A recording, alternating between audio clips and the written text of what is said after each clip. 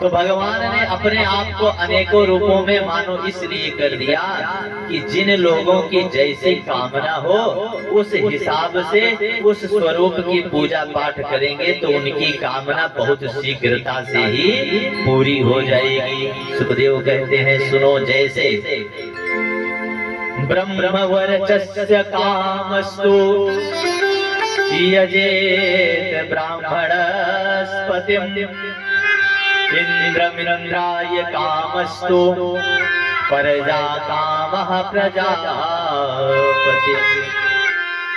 ब्रह्मवर्चेषु कामस्तु, हे परीक्षित, जो मनुष्य चाहता हो कि मुझ में ब्रह्म तेज उत्पन्न हो जाए, ब्रह्मा जी के समान मेरे अंदर तेज आ जाए, प्रकाश आ जाए, तो ऐसे व्यक्ति को यजन करना चाहिए, पूजन करना चाहिए। किनका?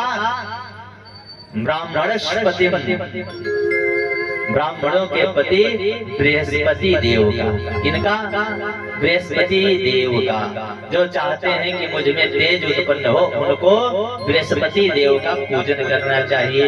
यदि आप बृहस्पति देव का पूजन करते हैं तो आपके भीतर बहुत ही शीघ्र अलौकिक शक्तियां और तेज विद्यमान हो जाती हैं। और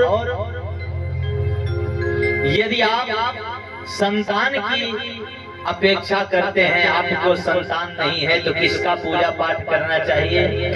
यदि आपको संतान नहीं है तो श्रीमद् भागवत कहता है प्रजा कामस्तु, प्रजा की कामना अर्थात पुत्र की कामना के लिए आपको प्रजापतियों की उपासना करना चाहिए, प्रजापति नामक देवताओं का पूजन करना चाहिए। इससे संतान की प्राप्ति अवश्य ही होगी। और सुनो, धन की यदि आप चाहते हैं, कामना करते हैं कि हमारे पास धन हो, तो माता लक्ष्मी की आराधना करनी चाहिए, कुबेर देवता की आराधना करनी चाहिए। यदि आप चाहते हैं कि हमारे जीवन में यश की प्राप्ति हो, हमें खूब यश मिले, खूब मान सम्मान की हमारे वृद्धि हो, तो यज्ञम यजेत यशस् कामः। यदि आप यश प्राप्त करना चाहते हैं इस संसार में, तो यज्ञ पुरुष भगवान का, वरुण देव का अर्थात पूजन और आराधना करना चाहिए। यदि शत्रु आप पर बहुत प्रकार से हावी हो रहे हैं तो आपको माता काली की शरण ले लेनी चाहिए।